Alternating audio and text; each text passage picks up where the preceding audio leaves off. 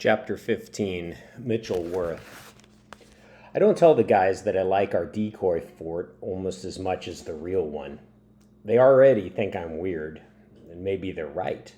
Oh sure, I know the real fort's better. There's no TV here or old movies and music. There isn't any food, and for sure there's no solid silver cutlery that turns out to be worth a ton of money. Plus, it isn't underground, so if it storms, you're going to get soaked. But I don't care about stuff like that. It sort of speaks to me here. It isn't fancy, not like something a millionaire would build, but it didn't have to be built at all. It was already here. The rock table is flat and nice and smooth. I already have my own spot, a stone that's perfectly molded to the shape of my butt. It's peaceful, and it's a great place to take apart pine cones and see how many seeds are inside. Like 92, which is awesome because it isn't a multiple of, well, you know what. 91 is 7 times 13, but it's impossible for a pine cone to grow exactly 91 seeds since each scale has 2. I like to come here on weekend mornings when Mom works the 7 a.m. shift and it's still too early for any of the guys to be at the real fort. I break up the cones very carefully, one scale at a time, and spread the seeds out on the rock table. It makes me feel like a scientist. And if that doesn't sound all that cool, you have to remember that doing things that feel smart are really important to me. For example, I know when I'm old there's going to be a lot of pine trees in this area because I always let the seeds blow away when I'm finished counting. They have these built-in wings, so they really take off in the breeze. "Isn't that Mitchell?" comes a girl's voice. I look up just as a puff of wind picks up half my seeds and sends them spinning away. Jason and Janelle stand on the path at the edge of the clearing. Jason's one of my best friends, so I'm always glad to see him. I'm just not glad to see him now, when I'm in the middle of my personal thing, which maybe he and the other guys will think is stupid. "What are you doing here?" Jason and I chorus in perfect unison. The wind takes a few more seeds. One of them almost goes up my nose. "We're having a picnic brunch," Janelle announces brightly. "There's plenty for free. 3. Now she has an actual picnic basket, just like in picture books for little kids. I've never seen one in real life before. When Mom and I go on a picnic, we brown bag it. Not that we do anything very often, because she's always working. Janelle spreads a red and white checkered tablecloth across my rock, covering who knows how many seeds. If it turns out to be 13, we're all going to get salmonella. You can die from that. "You promise not to bring her here," I hiss as Janelle sets out mini bagels and a container of cream cheese. "Here's okay," Jason defends himself in a whisper. "This isn't, Peru." Janelle laughs. "You guys are hilarious.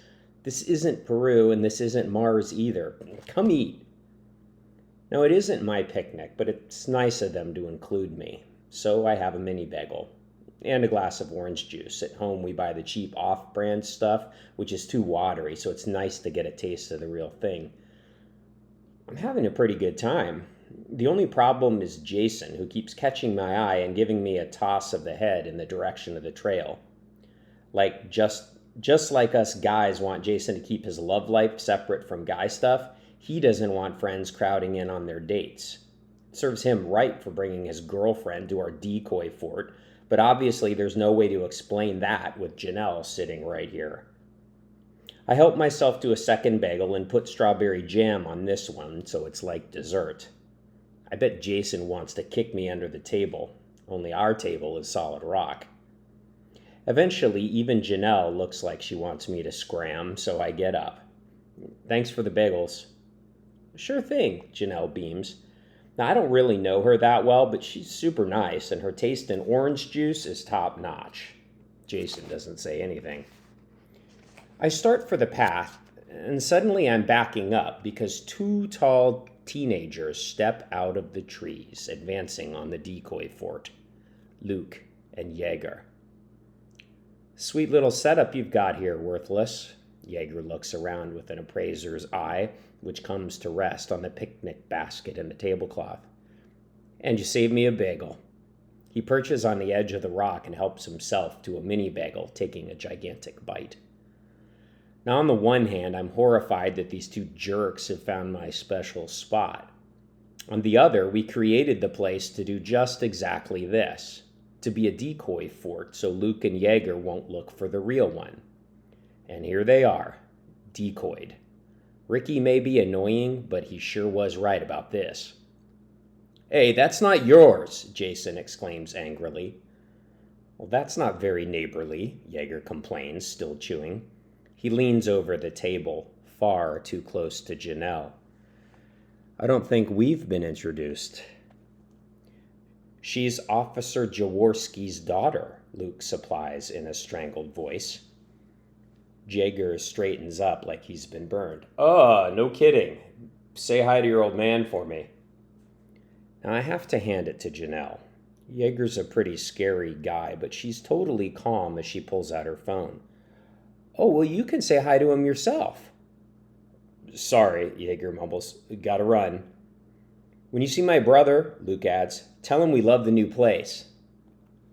There's normally a slow, lazy roll to Jaeger's walk, but he and Luke are moving pretty fast when they hit the trail.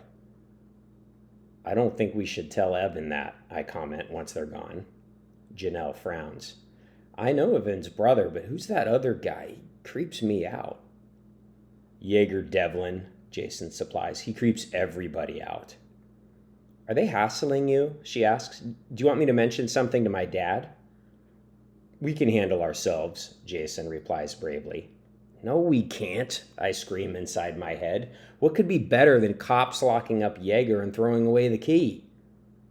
But on second thought, Jason's probably not just trying to look tough for his girlfriend. We don't want the Canaan Police Department nosing around our lives. Pretty soon he's trying to get rid of me again. "Well, I guess you're anxious to go, the thing." "What thing?" I ask, misunderstanding on purpose. Janelle bails me out. "Maybe you should stay a little longer. You don't want to run into those two in the woods." So I stick around another 20 minutes, mostly because I'm kind of enjoying how much it ticks off Jason. And the madder he gets, the nicer Janelle is to me. She even gives me a fresh glass of orange juice. It's delicious, not too much gross pulp. Eventually the coast is clear, and I've had so much juice that I have to go to the bathroom, which means the real fort. I say my goodbyes, post heading to Peru on the group chat, and move as silently as possible along the trails, making sure no one is following me. My first stop isn't the trap door. It's the lookout tree, so I climb up and do a 360 of the woods. I wait until I'm positive that those two jerks are nowhere in the area before I go anywhere near the fort. Swiftly, the way we practiced, I let myself in, pulling the cover of branches back over the steel hatch before it closes. The light's already on.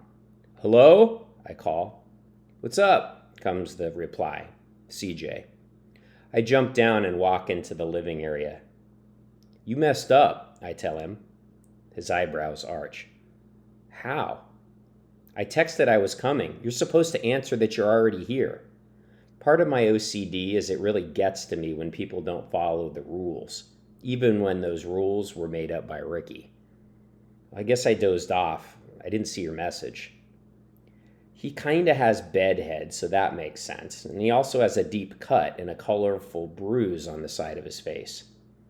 "What happened to you? Another death defier?" He shrugs. "A pogo stick accident. This branch came up under my helmet." "I thought you went to the hockey game yesterday." This was after we got back," he informs me. "I needed to get some exercise after all that car time." "Well, Romeo and Janelle are picnicking at the decoy fort," I tell him. "And guess who showed up? Luke and Jaeger." He sits forward. "They're after us, all right. We've been cashing in too much silver, and they smell money." And that makes my stomach hurt. I've been meaning to ask the guys if we could sell an extra teaspoon or whatever so I can buy my mom a present. Because she works so much, she really depends on her morning coffee. And I've got my eye on this mug that says "World's Greatest Mom," which she is, even though she doesn't have a lot of time for me. It costs $15, which is more than I can afford. But that's chicken feed compared to what Bennett Delamere's silverware is worth. I know it's selfish because it's totally for me, but I honestly can't remember the last time my mom got something nice. A surprise. The only other surprises she gets are when bills come, and those surprises are never happy. Plus my report cards, which are even less happy. Besides, all the guys have bought things with the money we've gotten from TK Pawn and Checks Cashed, except maybe CJ, who gets everything he could ever want from Marcus.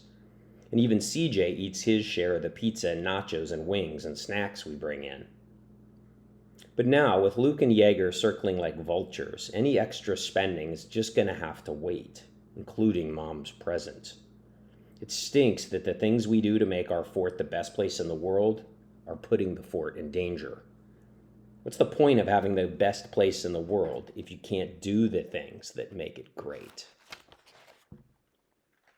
What I love about the weekend, besides no school, is spending the whole day at the fort with the guys. It's a blur of video games, old records, and collecting wildflowers to throw at Jason when he's done with his Janelle date, because romance. Turns out we ambush Ricky by mistake and he starts sneezing from allergies. That's pretty funny. And we do it all again when Jason finally does show up. We watch movies till dinner. Did you know The Exorcist has nothing to do with exercising? I end up leaving with Ricky. He bugs me, but he's definitely better than nobody when it comes to finding my way out of the woods in the dark. Hey, Ricky says once we hit the sidewalk, isn't your house this way? I have to go water my plants, I tell him. What's that about? He demands. What plants, and why do they have to be watered in the middle of the night? I give him a stony stare. Wouldn't you like to know? He raises both hands in a gesture of surrender. Sorry, man, you don't have to take it personally. I'm honestly curious. You're the guy in magnet school, so you figure it out. As I walk away, I'm picturing Ricky solving the great mysteries of my life using algebra or whatever. If he's as smart as the other guy says he is, maybe he knows how to get Mom rehired at Delacraft Auto Parts. That would be a good use for his intelligence instead of just making the rest of us feel stupid. Mom's still at the restaurant she works at for her third job, but that's okay because I have responsibilities too. The house is in Canaan Estates, which is a nicer part of town than the one that I live in. All the homes are two-story with big yards, fancy landscaping, and outdoor spotlights, which make everything look kind of like Hollywood. The whole neighborhood is full of places like that. But my destination is the tall brick one with the sign on the path that says, Edward H. Breckenridge, M.D., Ph.D., Doctor of Psychiatry. Dr. Breckenridge, my therapist, my ex-therapist, who dropped me as a patient the minute our health insurance was cut off. I remember sitting in his office listening to him brag about his amazing herb garden, which he loves so much and cares about more than his patients. That's around the back, behind a wooden gate that's always locked, so I have to climb over the fence. I come down right in the middle of the doctor's pride and joy. You can't miss it because of the strong herbal scent coming off his plants. According to the seed packages stapled to little tongue depressors, he's growing parsley, mint, sage, thyme, basil, rosemary, and coriander. I check the window to make sure nobody's watching. I'm trespassing, and mostly I'm shy. You see, when I water my plants, I don't use real water. Now, there's no polite way to explain it except by saying it outright. I've been peeing on Dr. Breckenridge's precious herb garden ever since he became my ex-doctor. I'm not proud of it, but I'm not ashamed of it either. It serves him right. I even drink extra soda and juice to make sure I've got enough to cover the whole garden. That's my OCD talking.